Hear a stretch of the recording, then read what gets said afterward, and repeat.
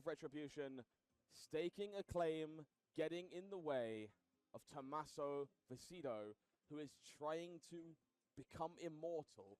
And you can see it on the table, folks. Hidden in the corner of these shots, you'll get a better look when it expands to full size. That Stonewall Gauntlet, the trophy for this event, front and center for these players. Makes it feel very real when you see your prizes right in front of you there. Both players going to dream of winning that. That is probably one of the top dreams of a player of Flesh and Blood of the caliber of Philippe and Tommaso. Amazing. They can touch it. They're not even daring to. Gonna love this from Philippe. Enjoying the marvel from their opponent's side of the table. Man, that looks good. I hope you can still play it next week. It's quite the statement from Philippe here. We've alluded to this matchup a few times on Syndra. We've had a cheeky peek at a few of the deck lists as these prizes make their way off to the side for now. Really intriguing one I want to talk about here from the new side. Only 2 copies of Shelter from the Storm. We kind of expect that card to be maxed out, but in a matchup like this with these kunai, that seems like a really big deal. Yeah, this results from the changes to the new list that came from the introduction of Gravy Bones into the meta. With losing Aurora, that very aggressive 0-for-4 hero at the Pro Tour, or just after it, at the end of the last season, Nu didn't need these 9 copies of defense reactions that we saw her running throughout that weekend. Now she's dropped from 9 down to 6 and sometimes 5. Sink Below, always an incredible card for Nu. You can clean up some of those awkward hands and block 4. Shelter, the one that goes down to 2 of in this matchup. Couple of cards I'm watching on the Syndra side as well. You allude to less defense reactions from Nu. Might make that Imperial Seal of Command not quite as devastating, but there is a single Salt the Wound and a single Tenacity available in this list. And it feels like Tenacity might be at a premium here alongside, let's say, Mask of the Pouncing Lynx. This is another evolution of these lists. So this is not exactly the same match that we were seeing throughout that Road to Nationals and ProQuest season. We don't have the Pouncing Lynx being presented here, but that card was critical to Philippe's run up to this point in the tournament. Very interesting. Mask of Momentum is the choice for Philippe in this final game. We see the sportsmanship on full effect as these players settle in for the final game of the day. We'll see Spider's Bite, Beckoning Mistblade once more from Tommaso as these players get ready for one final dance. No surprises from the Tommaso side. Who was higher on the bracket? What was the turn decision between these 2 heroes? We'll see if I can glance it off the top of my mind. We'll quickly find out as they make their first play one way or the other. Pretty fair to say whoever goes second probably was the one who could decide here. Yeah, Philippe here was the higher seed and will choose to go second in this situation. We see that Beckoning Mistblade kicking things off. Interestingly, Wrath of Retribution showing up maybe a little too early here. And it's almost like he was turning it to its side, thinking that's a card that I can just get rid of here. It's not critical to my game plan. It's not something I want to have get stuck in my arsenal, given that I don't have the hand to be able to play it already. So I'd rather just get the clunk out. Don't have my worries about it for the next couple turns. Get it out and play a normal Syndra game for the rest of the game. So we see that Wrath being committed. We'll see additional cards committed to Spider's Bite. As it makes its way across, Ronin Renegade will be the choice. We'll see Leave No Witnesses here as the final attack of the chain for Tommaso. We see a breaking point and what looks to maybe be a Sink Below in the hand here, perfectly covering up that Leave No Witnesses and giving Philippe the flexibility to maybe cash in that last card. Instead, choosing to keep it because Tommaso is parking an arsenal. Losing the D-React on turn 0 is not actually such a big deal. The thing about this matchup is it might end up that Tommaso has a lot of the tempo like we saw in the last game against Azalea. It might end up the other way around where Syndra has a lot of the tempo. And then drawing into that D-React after you go with this big aggressive hand at the Nu's face can be really punishing for the Syndra side of the matchup. He's able to get a clean 4-block value out of it, full blocking that Leave No Witness, keep a card in his deck from the top of deck on hit, and not draw it later on. Ignite will be the start here for Philippe. Will pay for a kunai of Retribution on their behalf. That first chain link not being blocked does open up some opportunities for Mask of Momentum draws as this game continues. Another thing that Philippe is doing here is making it awkward for Tommaso to be able to block. Syndra wins by death by 1,000 cuts, especially against these heroes that have less defense on their equipment and less ways to distribute the defense across multiple chain links, especially since Tommaso is only running those 2 copies of Shelter of the Storm that we talked about. Philippe already getting some chip in. This isn't necessarily winning the game right here, but it's context setting for what we'll start to see in the middle of the game. On their heels, aptly named attack here, just 3 points of damage, threading to draw with Mask of Momentum. I imagine this card will be respected, but that Flick Knife is going to open up the opportunity to keep this chain ticking and keep those cards flowing from the Mask. That's the role of the Mask of Momentum here. We know that Philippe has access to the Pouncing Lynx, but Pouncing Lynx is also necessarily, sometimes will be paid off with having these big turns. If Philippe is able to force Nu to lose some of these cards on block, then it's not really, what Tommaso wants to do. Sometimes in order to do the disruptive game, which is necessary against Syndra as an assassin, you can't just block them out. You will never fatigue a Syndra because you will die to the Flick Knives. You need to be able to keep a couple cards, and Mask doesn't let them do that. A little back-breaking here for Philippe. That sink below held on to in the arsenal from Tommaso. Perfectly covers that Blaze Headlong, prevents the card draw you would expect. But that breaking point is being facilitated by a resource that was made from Blood Splattered Vest. With that arsenal gone, this is maybe the worst chain ender. It's fine in this spot. He's still cashing in that vest for what you want it to do, which is enabling a 0-pitch 1-for-5 chain ender at the end of a turn. Not getting the full value because that arsenal ended up being a D-react, but Philippe is still getting a couple points of damage in. Not super pleased, but not offended. We see Syndra rebuying those Kunai of Retribution as they wrap up their turn. We make our way back to Tommaso, who will pick up their Fiendal Spring Tunic and evaluate the 3 cards they find in their hand. We see Enlightened Strike, a Chi available to them alongside a Leave No Witnesses. It will be the Witnesses going on the bottom, I believe, for this Enlightened Strike here. Looks like this is probably going to be for 7 based on that decision. He's just throwing in decent damage, starting to try to chip Syndra down, and then arsenaling a card. He knows his responsibility is not to just block out. He didn't have a lot of good options available to him because that Leave No Witnesses doesn't do much against an arsenal-less Syndra. The top of card of deck doesn't really matter at this stage. So, E-Strike for 7 sets the context for later. We'll come back to those life totals when they start being below 20 or 25. Really big fan of seeing that Chi card preserved in the arsenal instead of Leave No Witnesses. Opens up some Mask of Recurring Nightmares plays later down the line. Feels like a very important part of the game plan into Syndra. For now, Philippe will take the lead. We're going to see Brand with Cinderclaw making its way across to kickstart things off this time. Very important cards from the new sides are the ones that takes cards out of hand instead of arsenal. Cards like any of those Chi cards paired with Mask or Surgical Extraction and Persuasive Prognosis. Looks like, unfortunately, he's drawn too many of these Chi cards together here. Maybe going to have to get rid of some of those. Rising Resentment is going to be Chain Link 2 here. Threatens to reduce the cost of something if left unchecked. Tommaso here going to have to debate how they want to navigate this turn. Denying the Mask draw while finding those Chi cards in hand. Not the easiest equation to solve. I believe he has access to a Sink Below, could drop one of those, but really wants to be holding that Sink Below for if 4 damage comes in after this, instead of just using it on a 3 and not necessarily getting maximum value out of his defense. We see Homage and the Grain that tips the scale, targeting the previous Chain Link here to make sure there is no additional damage being threatened on this Rising Resentment. Both of these cards will transcend. We'll see one, no doubt, kept in hand from Tommaso as they consider using this Sink Below to mitigate the other as the turn continues. Just wanting to make sure that those cards are flipped at this stage of the game instead of having them unflipped later where they might be harder to turn into the inner Chi on the backside. Tommaso finding a good use for that Sink Below thanks to this Ancestral Empowerment. Getting rewarded for holding on to that Sink Below too. Ancestral doing a fantastic job here. The Flick Knives, of course, will keep the Mask of Momentum train going as the Kunai connects with Tommaso. Brings them down to 28. We see Blood Splattered Vest being used again here to pay for Hunt the Hunter. So far early in this game, Philippe has been able to use that vest really efficiently and effectively, getting these 1-for-5s off at the end of the turn.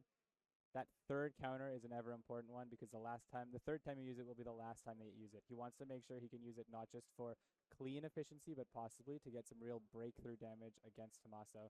I'm glad to see it get 2 uses early because if it does need to be thrown in on block later, he won't have regretted not using it. Hunt the Hunt here Definitely an interesting chain end that does mark New in this case. Does threaten to make some fealty as a result. Definitely could play a role in Oath of Loyalty turns or Spreading Flame turns later down the line.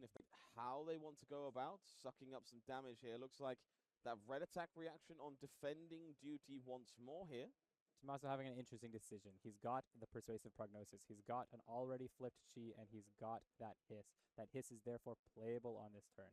He can choose to block with it if he thinks that the game will come down to preserving as much life as possible. He can choose to attack with it if he thinks that the game will come down to walking Philippe down alongside him. This Persuasive can also take extra cards if he bumps it up above 1. If he leaves it at 1, the Dragon Scaler can block it cleanly. We see Hunt the Hunter connecting. It will draw a card from Mask of Momentum. And we see Dragon Scaler Flight Path cashed in here to extend another 4 points of damage from Blaze Headlong.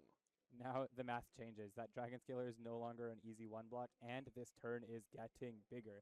Therefore, Tommaso says, maybe I throw this 3 block in, keep some life total, and throw down a smaller disruptive turn in this upcoming hand. Important tool left over in Philippe's hand. Of course, Tommaso doesn't know this is the last attack of the turn, but Shelter from the Storm will be making its way into the arsenal here for Philippe. It's going to do a fantastic job at stemming the bleeding and might be the perfect tool to keep that Hiss in check. I really like cashing in the Dragon Scaler here. You lose that 1 block, but you really ask the question of your opponent. He's done an incredible job of this. And like you just said, that Shelter being ever important in its ability to block the 4 that's going to come in. Speaking of important, that Chi card that was lurking in the arsenal was Pass Over. And as Syndra activates and attempts to recover her kunai, it is disposed of, banished into the abyss for Philippe, who will be stuck with just 1 kunai for the rest of this game. And this is one of Tommaso's paths in. He's able to decrease the value engine that Philippe's going to have access to throughout this game. These kunais cannot flick infinitely, and they cannot necessarily attack for that much damage if there's only 1 of them. Beckoning Mistblade will connect to get this turn started. We'll see Persuasive Prognosis as the follow-up. There's going to be 2 with Go Again already, thanks to the Mistblade. Really hard to read the Hiss here, and we know about that Chi in hand. Philippe has to consider they may be losing a card to Mask of Recurring Nightmares. The additional blue that came into the hand out of the playing the Passover and turning it into a Chi means that this is no longer just 4. It's not a clean cover-up with that Shelter from the Storm in the arsenal.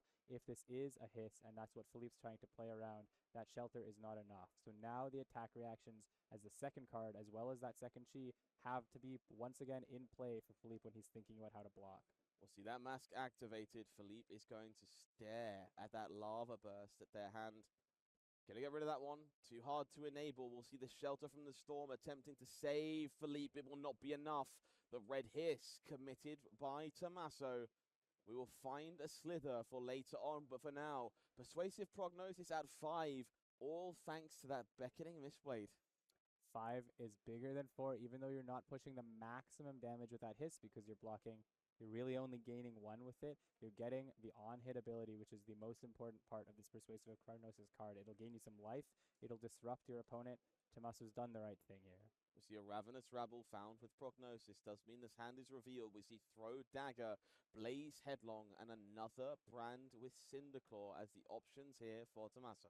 Not a very potent turn for Philippe, no matter what gets selected here, meaning we're probably on the comeback, hoping for New to draw another round of disruption. We see the deliberation from Tommaso here. He's going to select the Brand with Cinderclaw as the card being taken away here. Interesting that he decides to go for this smaller attack power because Blaze technically can brick with its non-go again as a non-starter, and because Brand can enable some of those really big effects, like if he doesn't play it and if he chose to arsenal it and next turn he draws an Oath of Loyalty, Brand can turn something like Assault the Wound into a playable card in that matchup, in that turn. Here, instead, Philippe says, you've given me the Blaze, I'll just play it. Shelter from the Storm covering Blaze Headlong nice and cleanly here. We see that Throw Dagger being parked into the arsenal. Got to be overjoyed you didn't try and use that Throw Dagger given the existence of Shelter from the Storm. For now, Tommaso will continue their assault. It will be pain in the backside here, threatening either of these on-hits from these potent daggers. Looks like the players go quite quickly to the life total. Yeah, this is just taken. This is for Philippe. It's just damage. All he cares about is the disruption in this matchup, especially since he has a life lead now. He just needs to be throwing as much damage at Tommaso's face as possible. Pain in the backside doesn't disrupt. Artizaga body doesn't disrupt. Tommaso throwing damage, throwing a lot of life gain. This is an efficient turn, but it's not a game plan turn when it comes to how he's trying to play the game against Syndra. And our Desire there is going to threaten to gain a little more life, maybe draw some bonus cards, but that Slither extended here. The Tunic will join in for this Venomous bite. We're going to knock this up to 6 points of power, making the most of that buff because we expect to draw a card with this Art of Desire as, well, Syndra is rather red, would you believe. So card drawn, parked in the arsenal for Tommaso Vicido. Life totals quickly evening out here. 22 plays 21. No Miracle top deck for the new there. It wasn't a Codex. It wasn't a Leave No Witnesses. Philippe having a 5-card hand back means these life totals aren't as close as they appear. Ronin Renegade will be the start here for Philippe. Classic attack from Uprising here, inspired by the beloved Phi, who almost joined us in the top 8 this weekend. 3 points of damage with Go Again. Nice, clean, simple card design. We see Rising Resentment and a Snatch in the hand here from Philippe. We know that the arsenal is the throw dagger, so Syndra might be able to find a way to use that instead of her flick knives this turn. Unfortunately, she doesn't want to be activating both because ending her turn with a kunai in graveyard is worst case scenario against a new who has a lot of graveyard banish effects in his deck. Oh no, we'll see the throw dagger stuffed in a box by Shelter from the Storm. This is the last copy in the deck for Tommaso Vicido. If you're not familiar with this interaction, throw dagger does need to deal damage if you're looking to draw the card. Thanks to Shelter from the Storm, that's not going to be happening here. Effectively, the throw dagger being a 1 damage card eaten up by the Shelter of the Storm, not the 5-card hand he was looking for. That throw dagger could have been a 1 damage cantrip and another 3 or 4 attack off the top of his deck, but it isn't in this case. The follow-up will simply be a copy of Snatch here. Big game it feels for Tommaso. That last card in hand for Philippe, capable of being arsenaled, may be worth rebuying that kunai in a desperate need for Draconic Chain Links. That last card for Philippe had the potential to deal a lot of damage. It was a cut-through, relying on that throw dagger being played so that the dagger had hit so that he could deal even more damage. This way, having 2 finishers functionally, because no daggers have hit this turn, means Philippe's big 5-card clapback got really shrunk down to a 3-card. Show from the Storm doing as it does best. We'll see Pain in the backside making its way across for Tommaso Vicido. We look at the hand here for Philippe. We see Ronin Renegade, Demonstrate Devotion, Art of the Dragon Blood. We see Rising Resentment.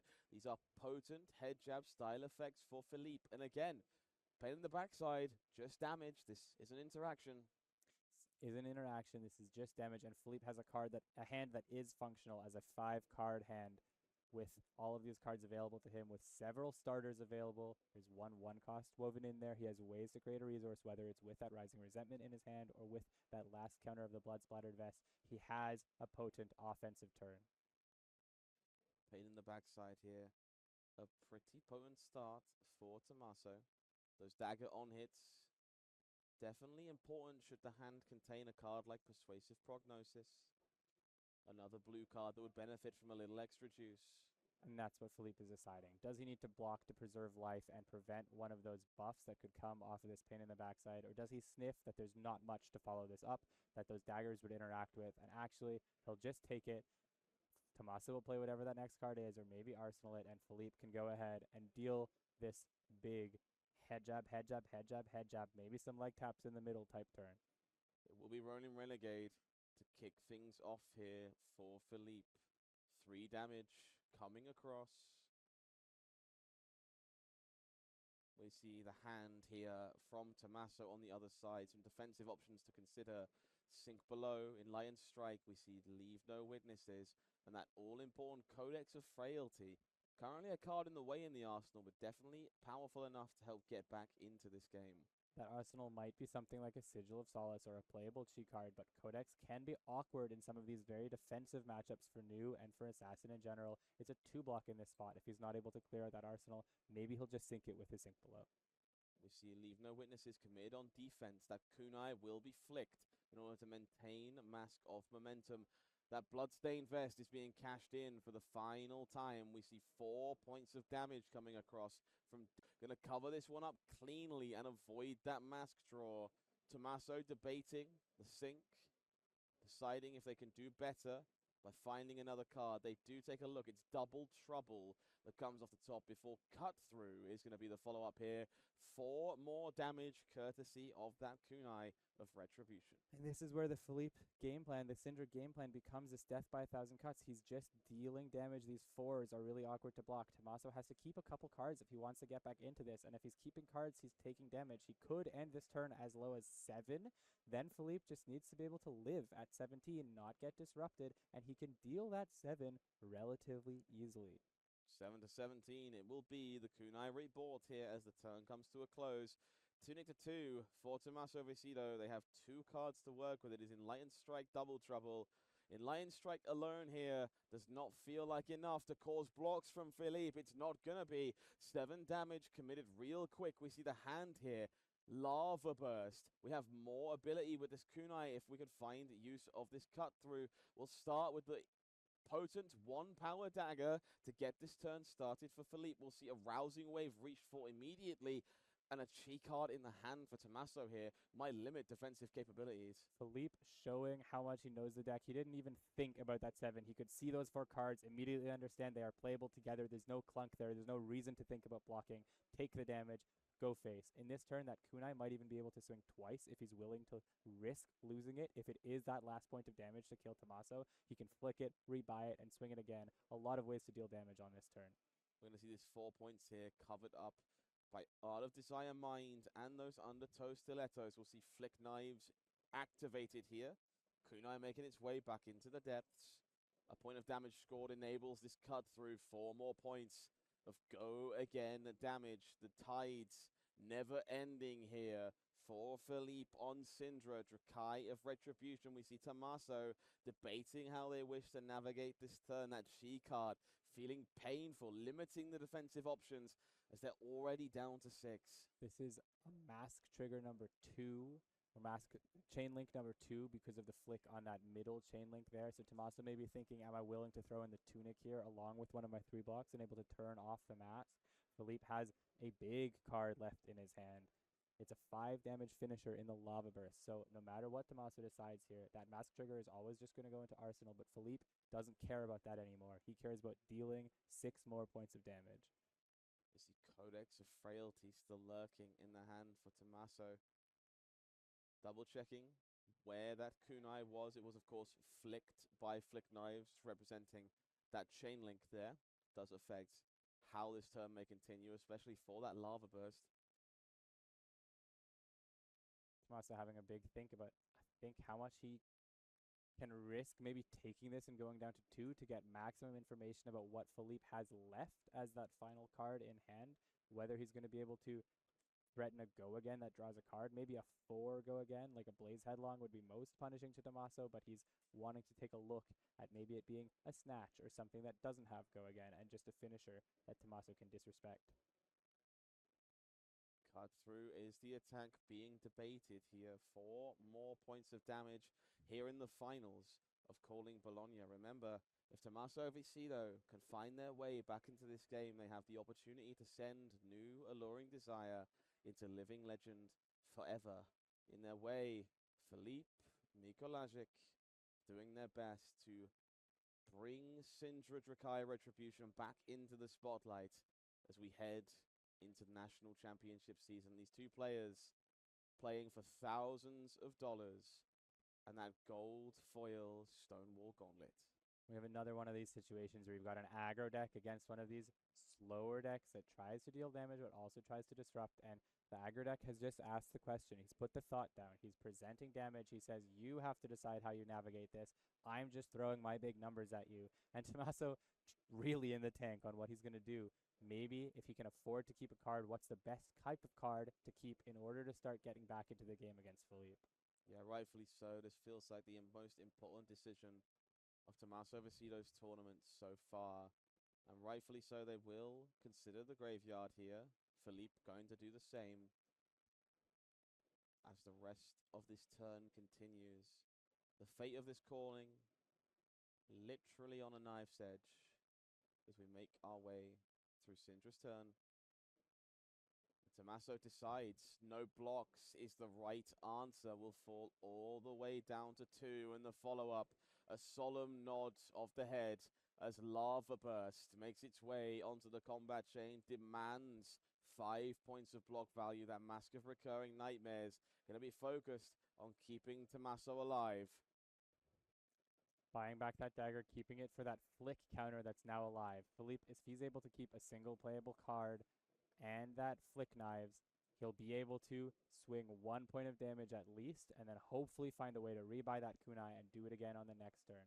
Tommaso, meanwhile, he has a Codex and a blue and a Tunic online. That's a pretty potent combo if he can get that Arsenal slot clear, which we haven't been able to see for the last couple turns. Yeah, unsure what's parked in that Arsenal, and Tommaso does not seem happy about what they find there.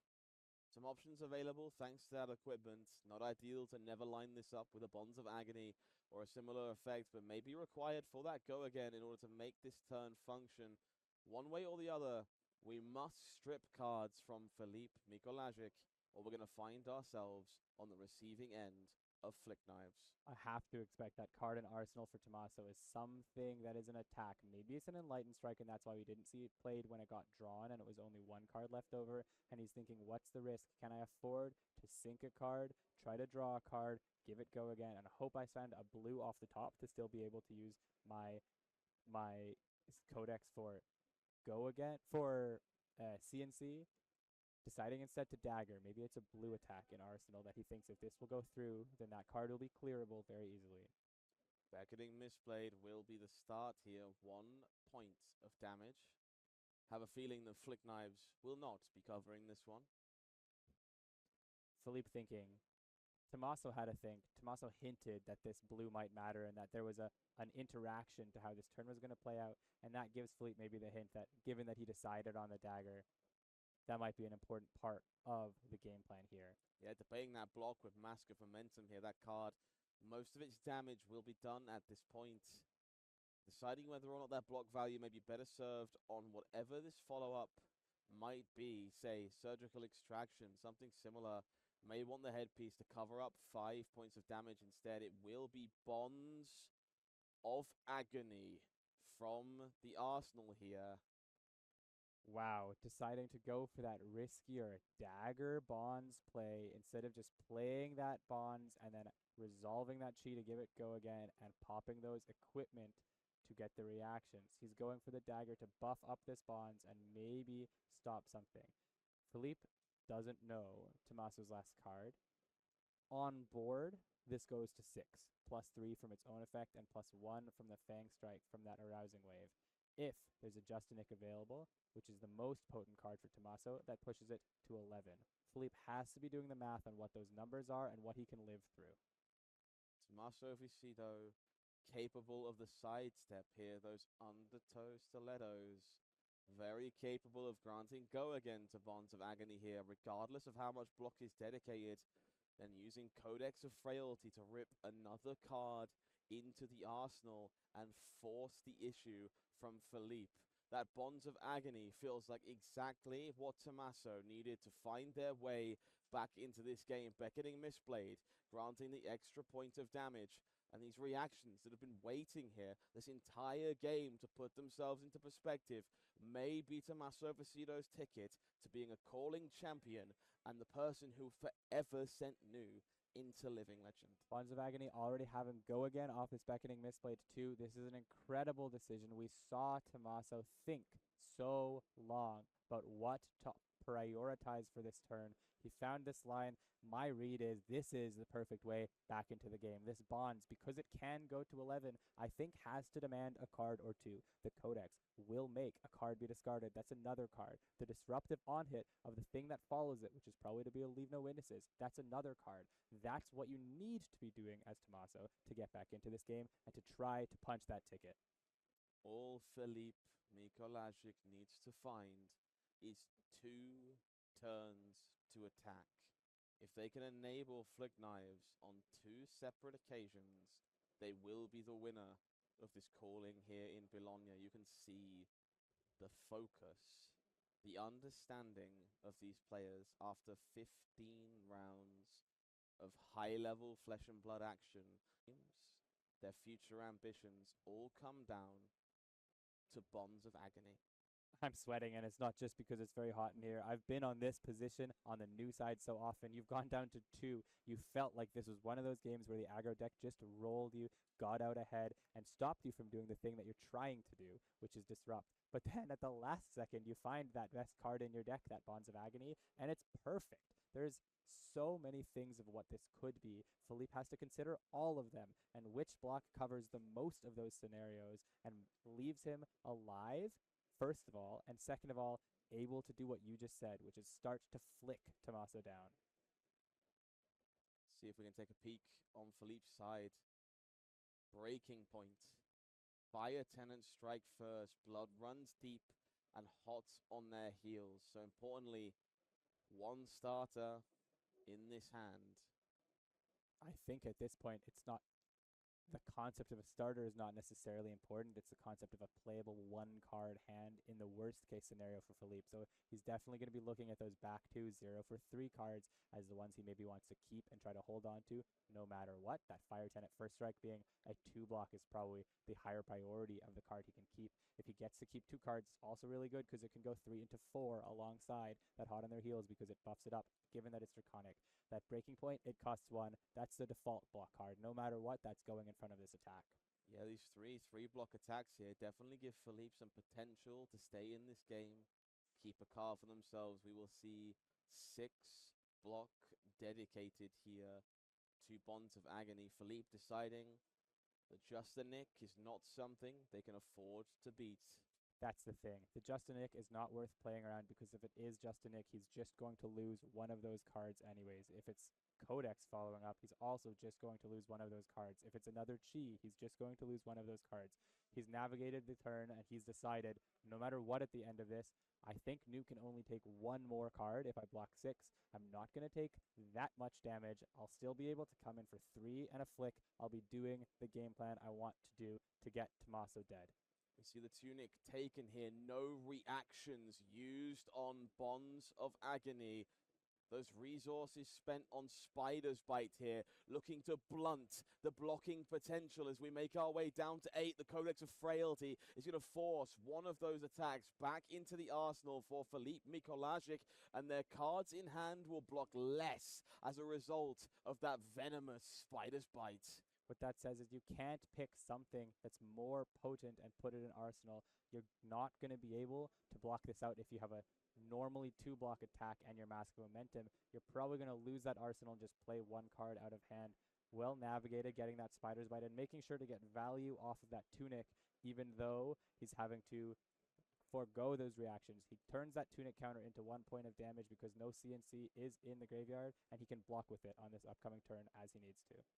Philippe fanning through the graveyard, deciding what the best choice is to select if they want to keep their chances of winning this calling alive. We see Art of the Dragon Blood at the front of the yard here. Brand with Cinderclaw a consideration. Taking the Brand, thinking he might be losing it, he might be keeping. He discards the Fire Tenant first strike. That means what he's prioritizing is actually holding on to the 3-block and the Mask. He's going to block out this Leave No Witnesses. No floating for the Arousing Wave. Prioritizing, throwing this Brand from Arsenal. 2 is the same as 3, maybe he thinks, and then flicking that Kunai, or possibly holding on to that Brand, passing this turn and saying, if I can live through whatever comes after this, that Brand will enable me to kill you 100,000%. Yeah, worth taking a look here, seeing no copies of Art of the Dragon Fire in the deck here. So that Brand will not be enabling a guaranteed win for Philippe. We see Beckoning Mistblade as the follow-up here for Tommaso. It's just a safe pick, the Brand, because it's of the head jabs. It's the one that still plays through the Oath of Loyalty, a very heads-up play to pick not just any head jab, but the safe head jab here. Giving that Flick Knives, getting rid of that win con. Maybe he thinks he doesn't need to kill this turn. He needs to kill, or in 2 turns, he needs to kill this turn. So it's not about the Flick Knives getting 1 value. It's about keeping a 5-card hand and presenting offense, and that Beckoning Mistblade is one of the best ways Tommaso can disrupt Philippe with the hand he has. Philippe understanding that Beckoning Mistblade as the lead here represents more problematic scenarios than the potential of Flick Knives as this game continues. We'll see Spider's Bite as the follow-up here, pitching away that levels of enlightenment that would love to have had Go Again as an additional mode. We see Philippe falling down to 7. The follow-up here for Tommaso is going to be another Levels of Enlightenment. 2 modes available on this card. Luckily that he blocked that Beckoning Mistblade, otherwise he would be facing down Cinder levels of damage on this turn, having taken that Beckoning Mistblade. But now it's blocked, so Tommaso has to decide which mode he doesn't want. He's going to pick 5, Go Again, doesn't care about that extra card. An important thing to note, Venomous Bite and Hiss are playable on levels, so Philippe has to consider the fact that he could die on this link if he's not careful. Spider's Bite also means he doesn't block very well. Any 3 block is a 2 block, and any 2 block is a 1 block. Levels of Enlightenment for 5 here. As you point out, a pretty premium target for Hiss. And even Venomous Bite in this scenario. But with 1 card left in hand, those reactions on the equipment still floating for Tommaso Vicido. We know that Arsenal as well, potentially looming. There is so many tricks to consider for Philippe to remain in this game. And it has Go Again. It's not even the end. It could be that this is getting buffed up by some kind of reaction. It could be that this is just Go Again, trying to deal damage. The thing that comes next is more important than this link. He has 2 blocks that get around that Spider's Bite. Maybe that's why he was comfortable taking it. He's got that Ancestral Empowerment and a Throw Dagger. Still 3 blocks on this turn. But if he ever blocks with an attack action this turn, it will block 1 less. Let's take a closer look at that hand if we can. Concealed Blade will be jumping onto the combat chain here. Ignite. And Art of the Dragon in hand, we see 2 damage coming through. It will fall to 4 for Philippe. The follow-up does threaten lethal. Card in hand, a Rousing Wave available with that Art of Desire.